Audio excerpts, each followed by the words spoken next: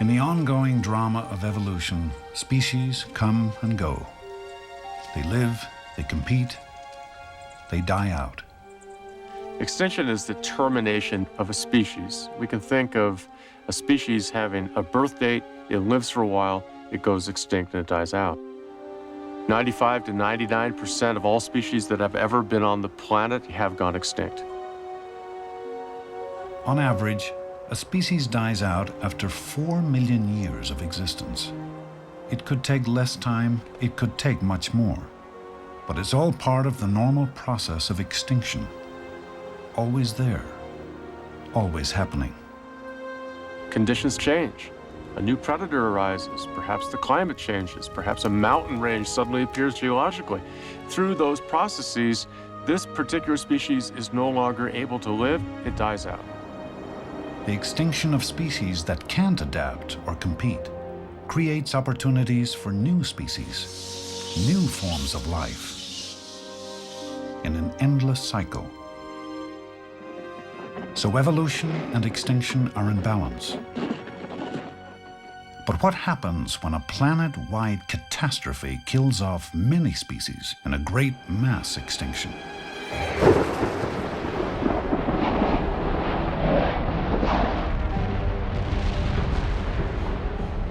The game of evolution has changed its rules a little bit when one of these massive extinction events takes place. Suddenly, you've leveled the playing field. It was a level playing field that made our very existence possible after a mass extinction 65 million years ago. Now it's we who may be causing a new one, but this time we may not be as lucky as we face evolution's severest test.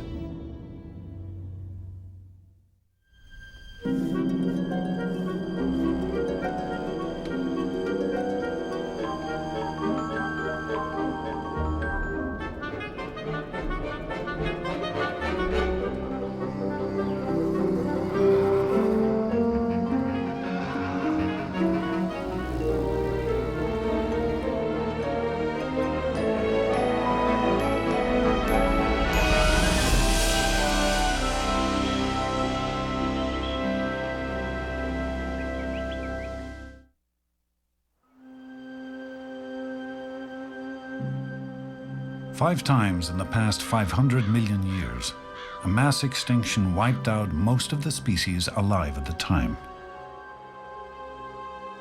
The Earth itself tells the stunning story with its geological and fossil record stretching back through time. Today, sheep roam the highlands of South Africa's Karoo Desert. But 250 million years ago, the Karoo played host to creatures we can barely imagine. It was their world, and then they were gone. Geologist Peter Ward is here to study the secrets of history's greatest mass extinction, which swept those creatures away. It's a challenge that anyone would find daunting. In late 1999, I spent 3 weeks camping in a tent next to an old abandoned farmhouse. And behind this farmhouse, I wandered the grounds and found this beautiful old graveyard. One of the tombstones had a husband and his wife. There were 2 sons off to the right. The dates on the tombstones range from 1892, I believe, to about 1897. The mother was the first to go, and the youngest son, who was only 42 years old at the time, was the last to go in 1897, all die out in this 5-year time span. There's a tragedy that has happened here, yet we have so little record of it. Looking at the epitaph, Neem dan vry my stof o aarde, translated into English, that is, take my ashes and set them free, O earth. So 100 years, these people are just wiped off the face of the earth. Absolutely. And we have no idea what killed them. Yes. And if that's the case, how am I going to figure out what killed animals that lived in those hills, the fossils of which we have from 250 million years ago? 250 million years ago marks the end of the geological time period called the Permian. It's the rocks of the Permian that give Peter Ward his first clues. These types of layered rocks often have fossils. In fact, here in the Karoo, we find within these green layered rocks lots of fossils of two types. We find skeletons, and we find the remains of activity of animals. Some animals burrow. They make little tunnels in the strata. As a matter of fact, there's probably one sitting right back here. This is either a bone or a burrow. Here's the piece of a burrowing organism of some sort. Some animal was living and digging through the strata. It gives us a sense that not only were there larger vertebrate creatures here, but a wide diversity of smaller animals. Sometimes they died or were killed or predators took them down. Their skeletons fall in this sediment, and we find it as fossils. At the South African Museum in Cape Town, the fossils of dozens of species have been recovered from this lost Permian world.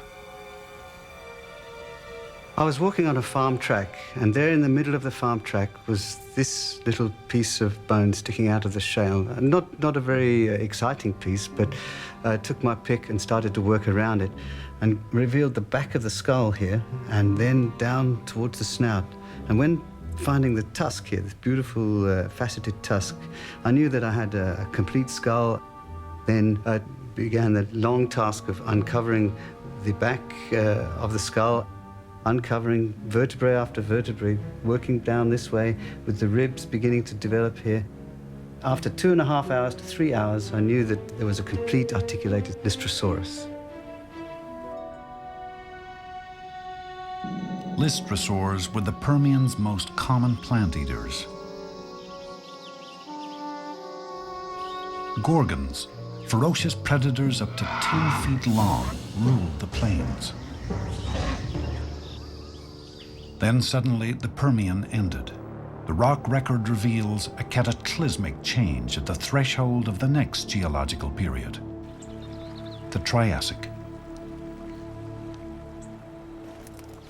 We geologists can climb through time. I'm going to climb about 50 feet up through here. I'll go through 2,000 to 5,000 years of time when I do it. This is the very last layer of the Permian. As soon as I climb above this, I'm now in the Triassic.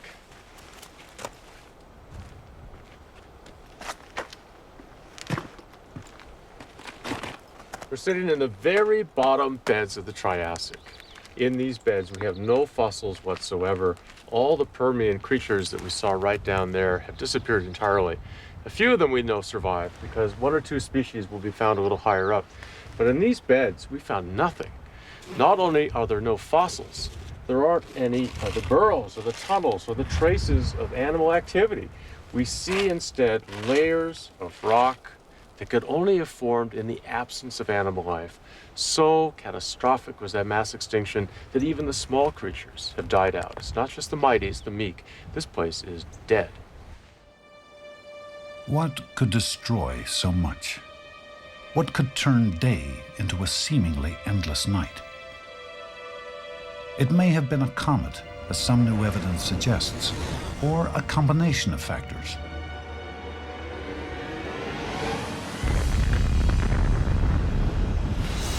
Sea levels dropped.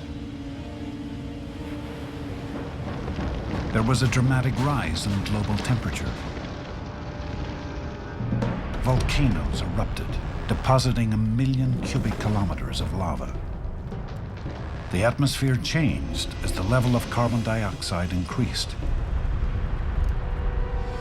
Ecosystems around the world were ravaged. Mass extinction followed. The most dramatic turn possible in the course of evolution. The Permian extinction was a time when if you were playing Russian roulette and you had a gun with 10 chambers in it, you put 9 bullets in it, spin it, put it to your head, you've got 1 chance out of 10 of surviving. In a mass extinction, when species die, they don't die alone. The collapse of one species helps bring down others. You could almost analogize that to a house of cards. Each species props up another in a sense. Because the creature that you eat is that card that is sitting under you that gives you your energy.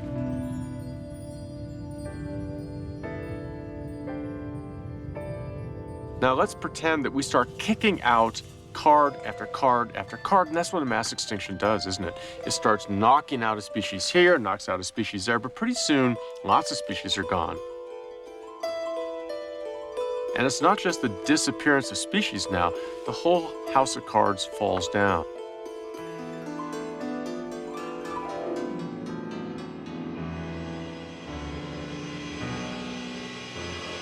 You start really snowballing in this effect, and that's really what a mass extinction is.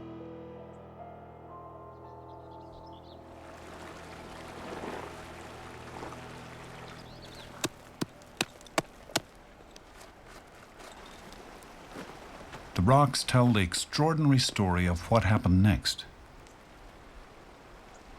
Above the barren layer, new signs of life. We know that very few animals that were present prior to the extinction here survived it.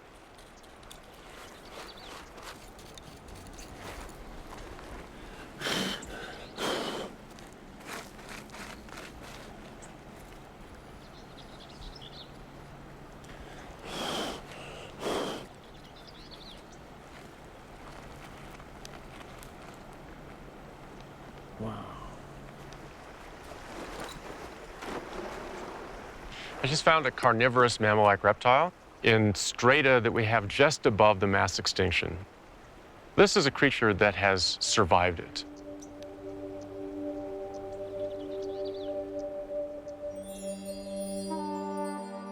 The mammal-like reptiles looked like crosses between dogs and lizards. But they weren't the only survivors. Two lineages that get through have tremendous consequences later in time. Both are pretty small in size. They start evolving because the world is empty, and empty worlds really begat a tremendous amount of evolutionary diversifications. Evidence of what was to come is in one of the best fossil collections of post-extinction survivors gathered by a single family over 3 generations. Of all the skulls in this museum, this is my favorite. This creature leads to the dinosaurs. At the same time that it exists in the earliest Triassic period, right after the mass extinction, we find a second small carnivore, very different. This little skull is the species that leads to us.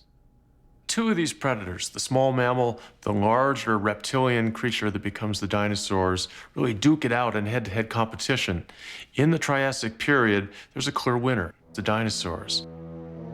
It took around 20 million years for the first dinosaurs to evolve, on their way to the giant creatures we think of today. Dinosaurs get big, they're baroquely diverse with all kinds of weird adaptations, with armor, with predatory animals, with bird-like animals, the dominant animal features of the landscape. Mammals just scurry around in the shadows. They're small, shrew-like or rat-like in many ways. They look like some of the least dramatic things we have today.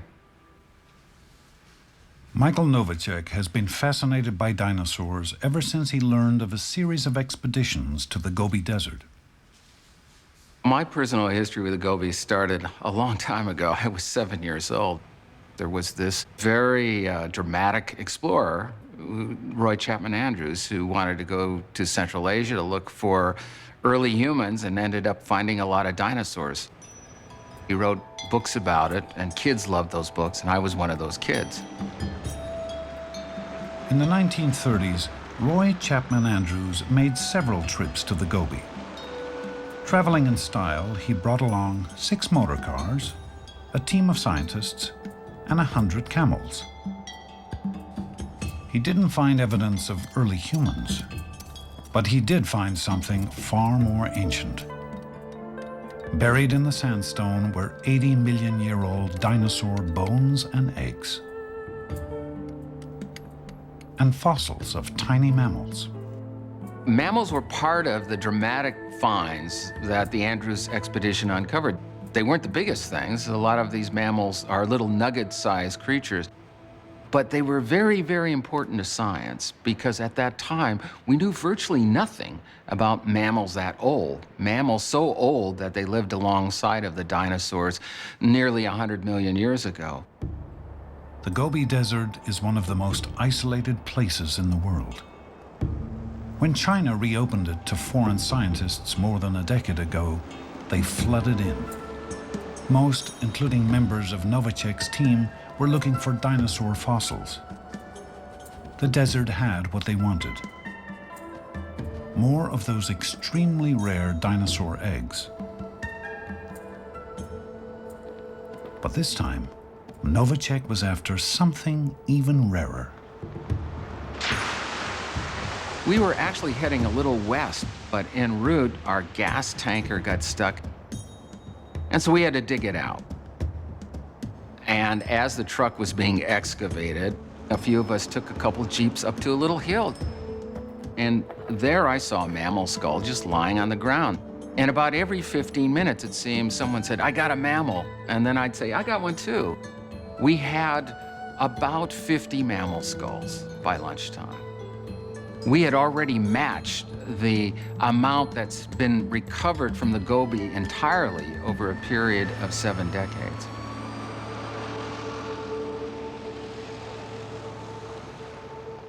This is about as big as they get. This is the skull, and you can see the front teeth here. It's really no larger than a squirrel, or what we would call a small mammal today. It contrasts dramatically with some of the smaller skulls. This encompasses practically the entire size range of mammals during the time of the dinosaurs. Like many of their descendants today, the mammals survived by being nearly invisible. They were nocturnal. They scavenged. They reproduced quickly. Mammals are beginning to get better developed brains. The eyes are becoming larger. And even in the skeleton behind the skull, we see a number of very interesting transitional features. In the pelvic region, there's evidence of splint-like bones that suggest support for the abdominal cavity. And this probably supported a pouch, very much like living marsupials, like opossums and kangaroos. A transition between a more primitive egg-laying behavior and a more advanced behavior or more advanced reproduction that we see in today's placental mammals like us. But mammals remained second-class citizens in a world where dinosaurs ruled, until the inconceivable happened again, 65 million years ago.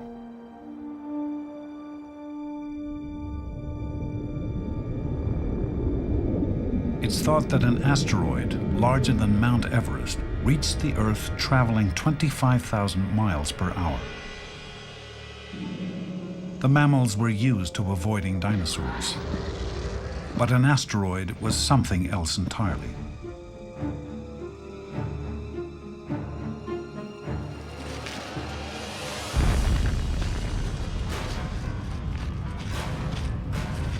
Known as the KT event, the impact changed the face of life on Earth.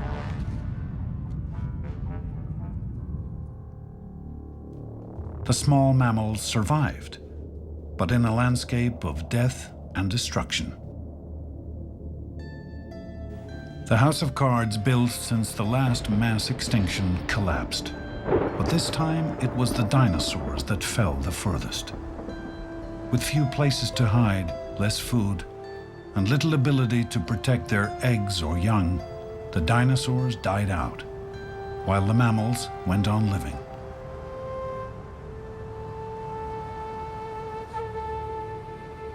Mammals that survive this event stay small, maybe for a couple million years. They start to get slightly larger and diversify. We have a sort of a lag effect with this KT event, a recovery of perhaps the ecosystem, and then the mammals really take off. Mass extinction had provided an unexpected opportunity.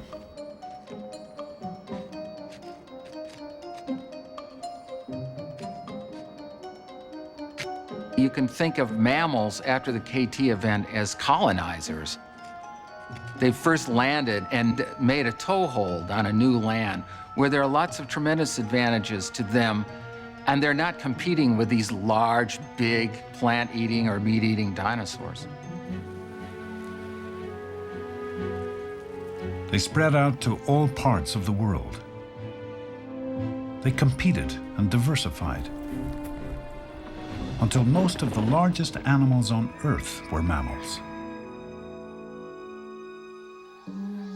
About 35 million years ago, mammal evolution produced the first true monkeys and apes from earlier, smaller primates.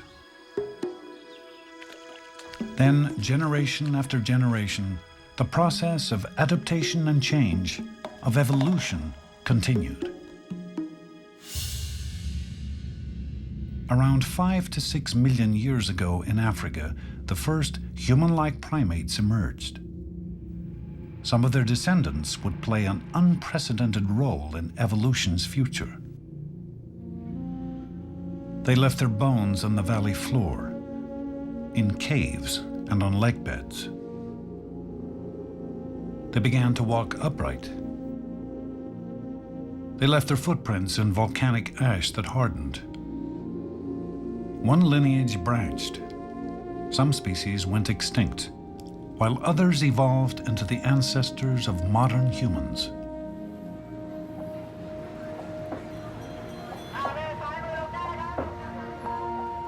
Today, the world is bursting at the seams with people. This is Bangkok, Thailand. Population 10 million and growing. There are now 6 billion of us on the planet. Even the dinosaurs would run for their lives. We have caused the rate of extinction to soar. It's now over 100 times greater than normal. Many scientists worry that we are the new asteroid, bringing about the 6th great mass extinction on Earth.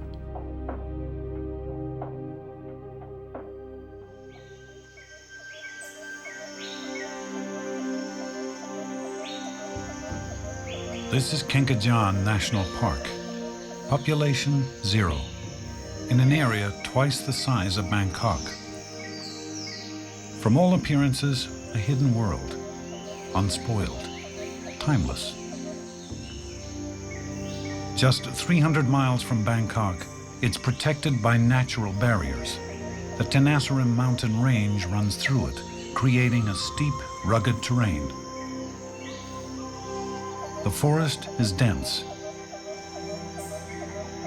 The Patesbury River can be difficult to navigate. But no one knows if the animals living here have found a sanctuary or have disappeared from the forest. We're in grave danger of the empty forest syndrome. Having a beautiful, seemingly intact forest on the surface, but inside that forest, the natural components which maintain the flow of energy through the system, it's disrupted. Now, people say, so what does it matter if one component's gone? What if you don't have the Sumatran rhino? What if the civet species are all gone, or other things? But each thing has evolved to play an incredibly important role within this complex puzzle. Alan Rabinowitz wants to know if Kenkajaan has escaped the escalating rates of extinction found elsewhere.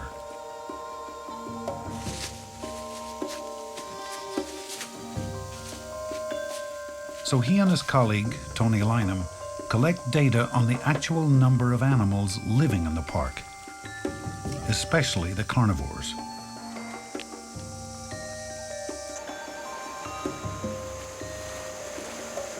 Large carnivores, such as tigers, are often the first animals to be wiped out from a system. If you go into an area and find relatively abundant sign of large carnivores, you know what you're dealing with, by necessity, is a very healthy, at least seemingly stable natural habitat. The typical habitat works this way.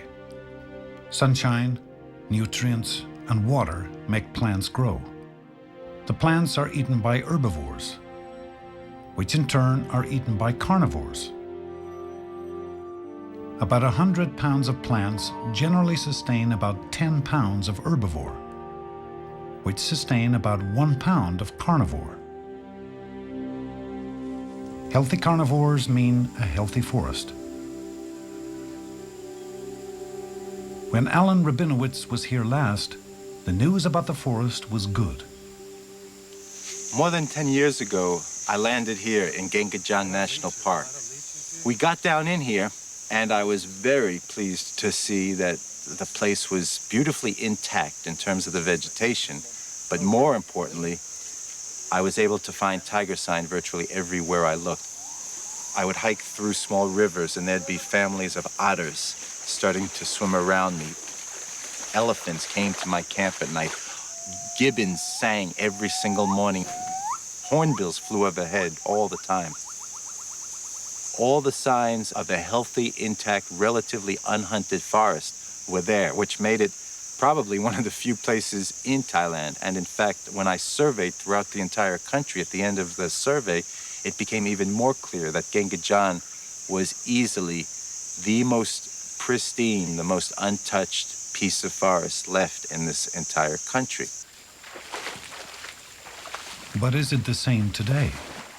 On a search for life, every stop offers more clues. Fresh elephant, nice size. There's cat, small cat. The group uses well-traveled elephant paths to navigate the forest. An elephant trail is a trail that elephants are walking on constantly, and every time they walk past this vine, they just push it back this way and then push back this way, and all of the bark has started to come off.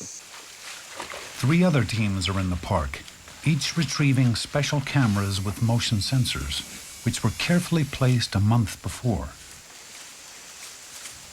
Called camera traps, they take a photo when triggered by an animal walking by.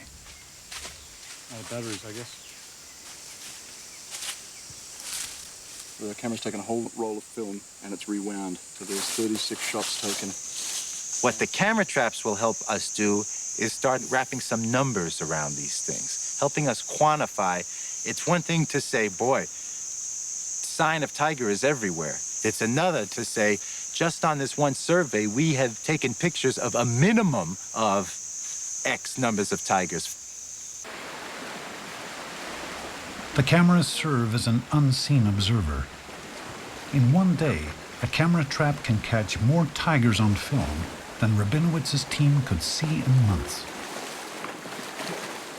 I'd say tonight camp here, tomorrow morning go down the stream and check out this area and check out what we've got in terms of signs So that's of where you crops. think we might have Siamese crocodile? Yeah. That would be neat. That'd be really something else. The Siamese crocodile is a species that 30 years ago lived throughout the tropical forests of Asia.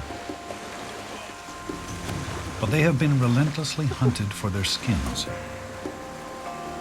Not a single one has been seen in over a decade.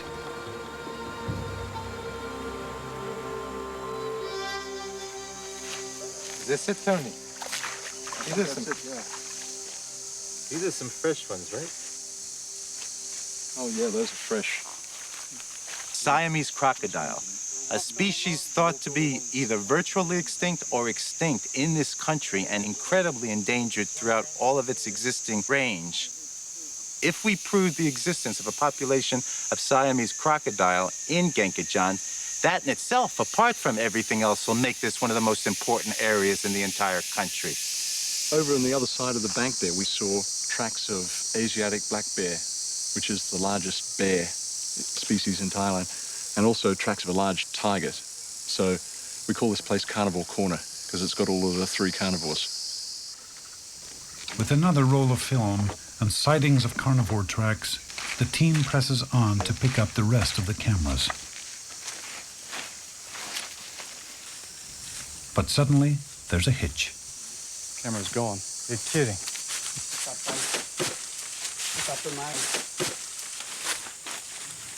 The camera's gone. Who the hell is this? Somebody stole it. Damn it, somebody stole it. Yeah, you can see it's been cut. It's been cut right here. Somebody's coming and cut the bamboo and taken the trap. It could mean we have a thieving problem, or it could mean that this area is being more hunted than we think it's being hunted. Gone. Outside our mud, no? It's gone. The camera They trap knew is the gone. combination. Again, the combination, you know.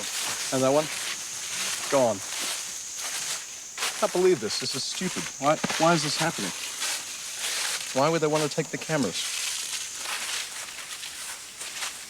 Ramifications of losing these cameras, there's a lot of ramifications. In terms of data, it's a major loss.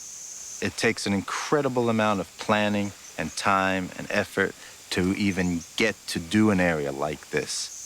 This area was chosen for its remoteness. The fact that it's quite obvious that these cameras are being both stolen and vandalized is very bad. I've never seen this in my 20-plus years in the field. It looks like somebody's come along in front of the camera, taken a picture of themselves. They didn't want that to happen. So they tried to take the camera. They tried to slash the lock, but the lock has got a steel cable on it, and they couldn't take it off.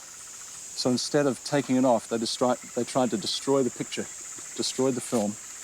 So they've got a knife, and they've just slammed the knife into the top of the camera. It doesn't surprise me that people are anywhere anymore in this world. I'd be more surprised if we found a spot where there really weren't any people penetrating there. It's a pool. It's a male. It's a male. It's a young male. It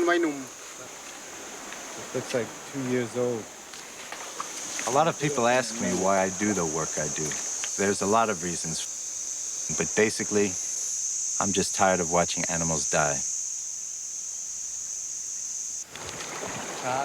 A fisherman from a village next to the park may have information on just how much hunting is going on.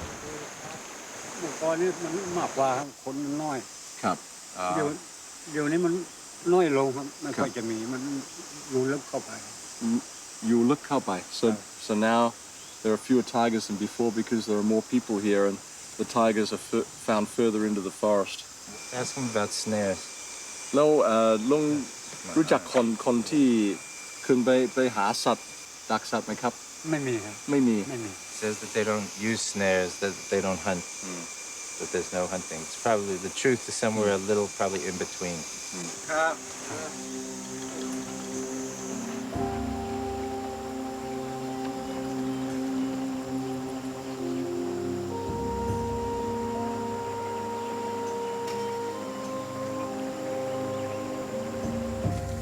Rabinowitz's team has retrieved only 3 cameras out of 10. The expedition could be a failure unless the other teams have better luck. The journey ends at the village of Bongluk, a settlement of 70 families near the park border. If there's anything more to learn, the local headman will know it. Ask him if he's ever seen this animal. Does he know what this animal is? นะครับ รู้จัก ค่อยมีไหมครับที่ ตะกอนนี่มี ตะกอนนี่มี ตะกอนนี่มีแล้วเหลือไอ้พวกพราหมณ์หลายคนหลายพรานนี่เขาไล่ไปไล่มายีไปยีมาหมดเชื่อเลย Oh, okay. So there used to be rhinos here, but hunters have wiped them out. ฟ้าพม่านู่นน่ะ ฝั่งพม่า ครับแต่เขาชื่อ ได้ข่าว เขาบอกว่า There's no doubt that the major cause of extinction on a global level is human-related. Everything from clear-cutting forests to removing intact habitats to just desecrating them, changing them. Habitat destruction is now the #1 cause of extinction. People spreading out, or just trying to survive in a world where most of the habitable land is already occupied. There's nothing to do now but wait to hear from the other teams and hope for the best.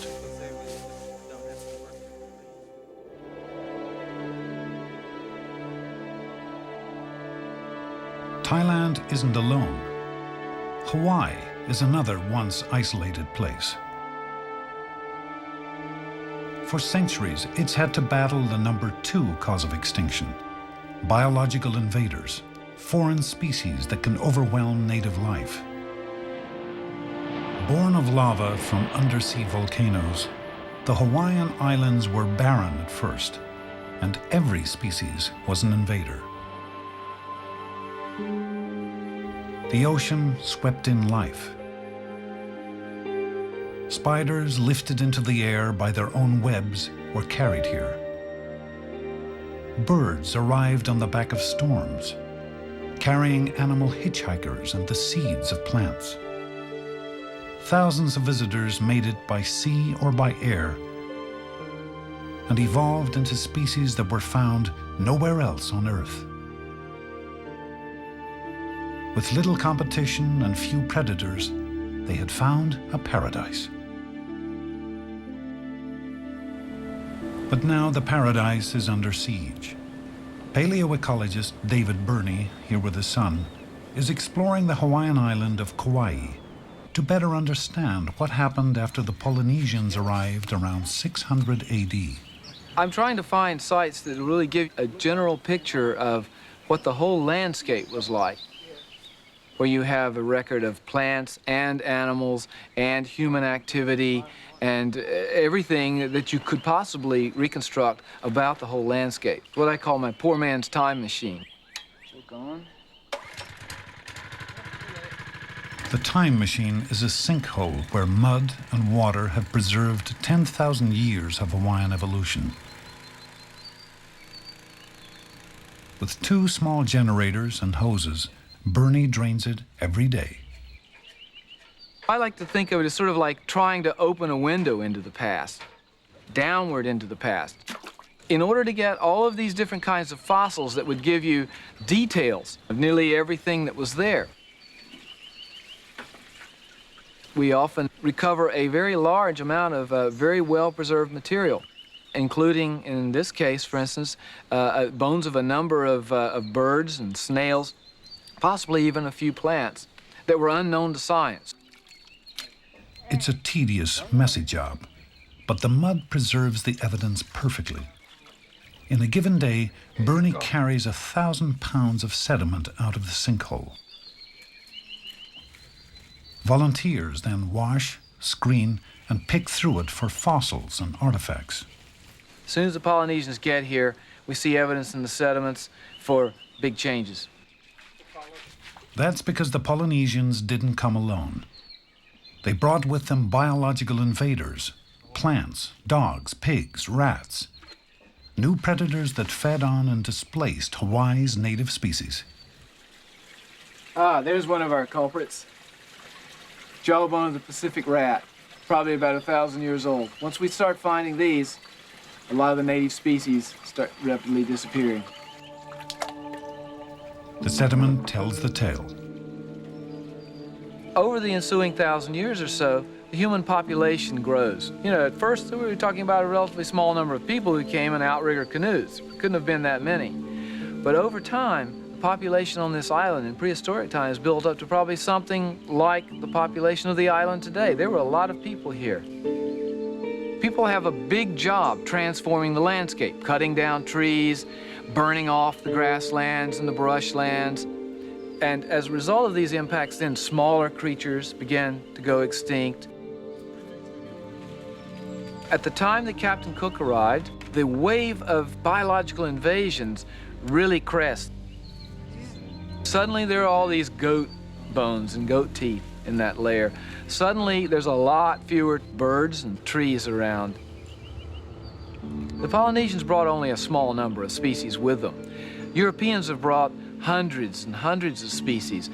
We're now to the point where there are about 1,000 native species of plants in the Hawaiian Islands and over 1,000 naturalized invasive species, things that have been introduced by people. The evolution has now entered a new mode. Something new altogether is happening, and it has to do with what humans do to the evolutionary process.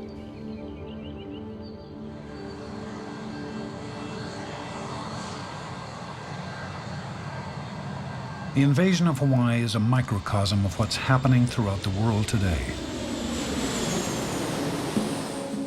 At any moment, 100,000 people are suspended in planes over the Atlantic Ocean, traveling from one continent to another. Cargo is sent to the furthest corners of the Earth in a matter of days or even hours. And with it comes other, smaller passengers who are not going to get back on the plane and go home. In ships, ballast water is taken up in one port and discharged in another. With it comes invasive species like the zebra mussel, which arrived in the United States in 1988. Quick to reproduce, these 2-inch-long mollusks encrust spawning grounds, clog water pipes, and consume plankton, which native fish and mussels need to survive. In the past decade, the US government has spent $4 billion trying to control them. Many animals and plants that find their way in can easily adapt to new environments and flourish. Some of them don't cause problems, but there are others we'd rather were not so good at sneaking in. In our new interconnected world, the invasive species we carry with us are dramatically increasing the rate of extinction of native life. Some of these animals were brought in by private individuals as pets. Some were brought in either for resale as far as food products. And some of these actually stowed away on some of our aircrafts and ships that arrived here in Hawaii. The brown tree snake is one of them. Originally from New Guinea, it can grow up to 11 feet long. During World War II, the snakes began to climb the landing gear of planes and curl up in the wheel housings, or hitchhike rides on cargo ships. When they arrived in Guam, the snakes would slither off and head for the jungle. Then they would climb trees in search of food. The eggs of the native birds were easy targets, and 9 of Guam's 11 forest bird species were driven to extinction. Hawaii's Department of Agriculture now has to use trained beagles to sniff out the snakes. Where is it? No. This time, it's a test for training. But the next time, it will be for real. Good girl. The last brown tree snake that showed up here was found in wheel well of a continental Micronesia 747 aircraft that arrived the day before from Guam. It does show that the snakes are getting up there. The main word for the Hawaii Department of Agriculture is that the brown tree snake becomes established in Hawaii. Hawaii leads the nation in the amount of endangered species. Okay? Many of those species are birds. Okay? If Hawaii loses our native birds, we also lose a lot of our native plants, and the whole ecosystem in Hawaii will be affected forever.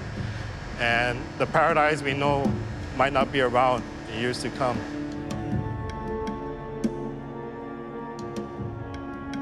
My suspicion is that of all the things that we've done to the planet so far, whether it's climate change, things we've done to the atmosphere, things we've done to the water, pollution problems, all of those are bad things. But I think, as it stands right now at least, that the thing we've done, which will be most visible in the fossil record in 1 million years, is going to be these biological invasions.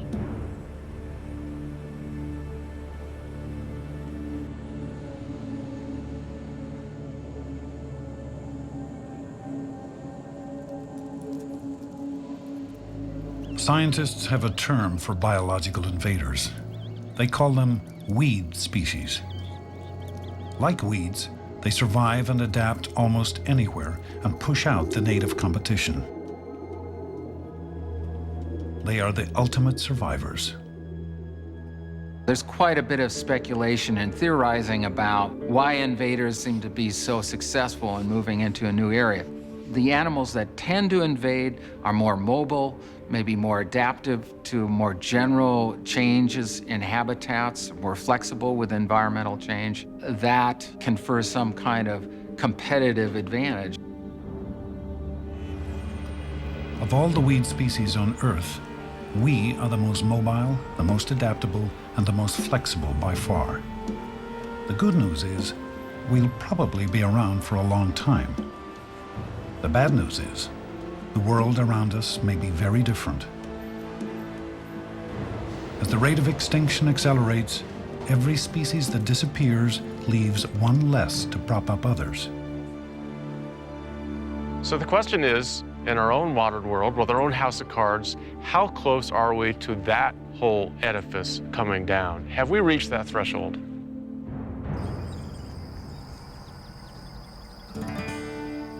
This is the Great Plains state of North Dakota, farm country. It's where one of the battles against human-caused extinction is being fought, only this time by pitting two biological invaders against each other.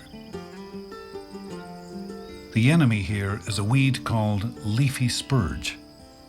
So well adapted and tenacious, it threatens to kill off native grasses. It's already spread across 1 million acres. A century ago, pioneers accidentally brought it with them in bags of seed. Now the settlers' descendants are faced with the consequences. The leafy spurge limits the number of cattle that I can put in a pasture. I mean, they'll eat the grass that's in there, but if it's infested with leafy spurge, they just won't touch it. There's a milky substance to it, and it's pretty bitter. They don't like it. Cy Kittleson's great-grandfather homesteaded the land. Today, Cy and his father own 4,000 acres. The weed covers over 1/3 of their ranch. They have tried spraying it with a weed killer, but leafy spurge is not easily beaten. I look at it as cancer to the land, and it makes the land just totally useless. The chemicals cost between $90 and $100 a gallon, and it takes about a gallon to cover 1 acre of land. So that's $100 an acre, and that's not counting your time. And that's about all the land is worth. How many acres would that cover? Chuck Weiser, the local bank's agricultural loan officer, understands the financial toll of a biological invasion. You know exactly where that is, Chuck. He has battled leafy spurge in one way or another for 25 years. 3 miles south. A leafy spurge is a very deep-rooted perennial that is competitive for nutrients and moisture with our native grass. And so it has an advantage both in food storage in its root system and ability to regenerate growth. If a chemical won't stop it, how can farmers fight an invader that's taking over the ecological niche of native grasses? The solution may be another invader, discovered when scientists learned what kept leafy spurge in check in its native Russia. It's the flea beetle, a case of fighting evolutionary fire with fire.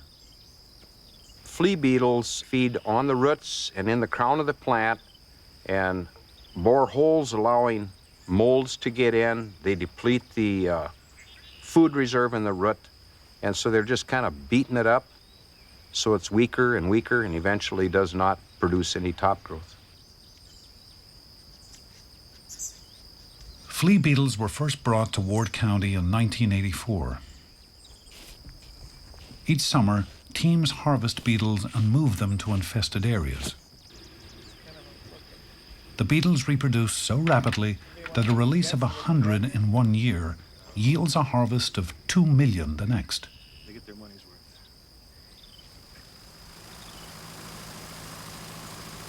That just leaves the challenge of actually getting them to the right place.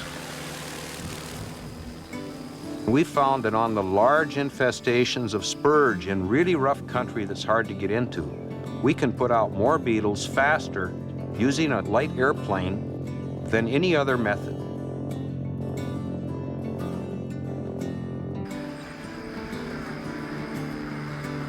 Our flight today consisted of 150 canisters we dropped with approximately 5,000 beetles in a canister. We put out somewhere around 750,000 beetles. Weeds grab life from us. If we don't do something, we'll be taken over by them. It started out small, and now every spring now I go out and harvest these bugs and spread them around, and I can really see some good results with it now. It's going to take a while. It's going to take a long time, but I can see the results. The story of Cy's farm is a story of hope. It means that we can do more than just watch native species go extinct. We can fight back, but that requires information we may not have.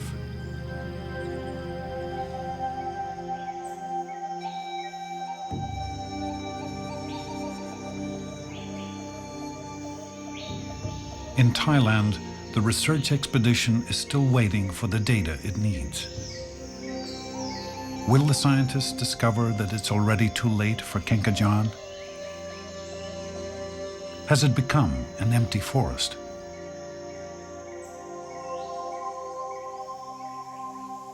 The other teams have collected all their cameras without trouble. 33 rolls of film in all. Oh, look at this. What you got here? That's a That was beauty. But I got a probably- better one for you. Look at this. Wow. Now that's a nice picture. Tiger What do we got and here? leopard.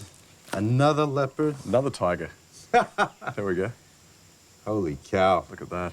I'm Oh, assuming look. this is sambar deer. That's a nice That's a tiger. really nice Well, that's tiger. a nice shot. Now, this is really interesting. Poachers or local people or something or other. This is the We got Peppery the- River. This is the second route. This is This the is- one where I walked up 10 years Yeah, ago. yeah. That one? That That. is some area. Look at this tape here. Tape here, yeah. Whew. Look at that. We've got great. Look at this. Siamese crocodile. Oh, there it is. Look at that. Crocodile. This is the first recent photo of Siamese crocodile in Thailand.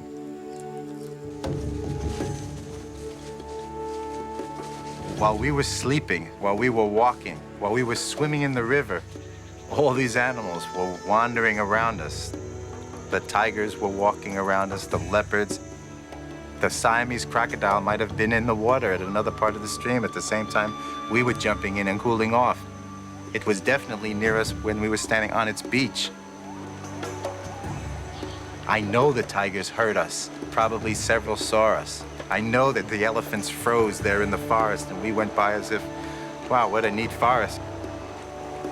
There are still places left where the natural evolutionary processes are going on. Most of my career involves documenting species on the verge of extinction. But every now and then, you get a place like this, and you say, it's not lost yet. It's not gone yet. Really? That close? Knowledge is definitely our greatest tool against extinction. There is no doubt about it.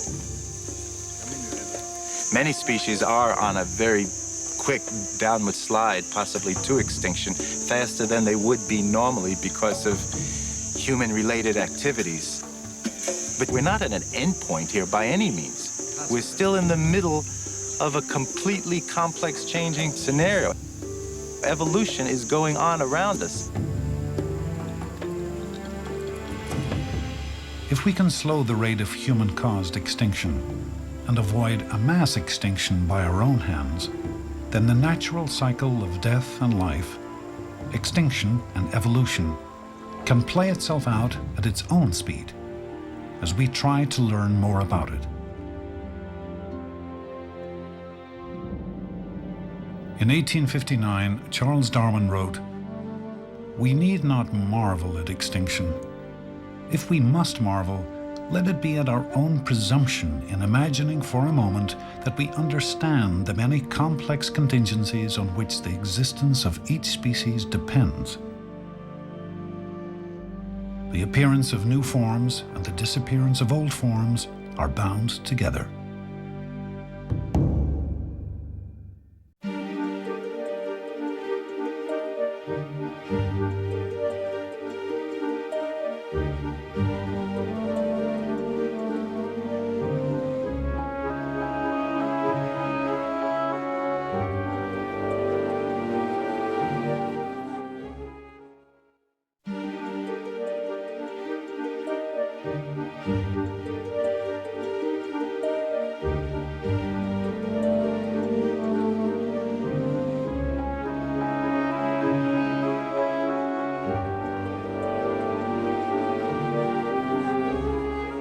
Continue the journey into where we're from and where we're going at the Evolution website. Visit www.pbs.org.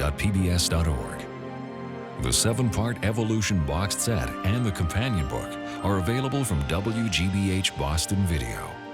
To place an order, please call 1-800-255-9424.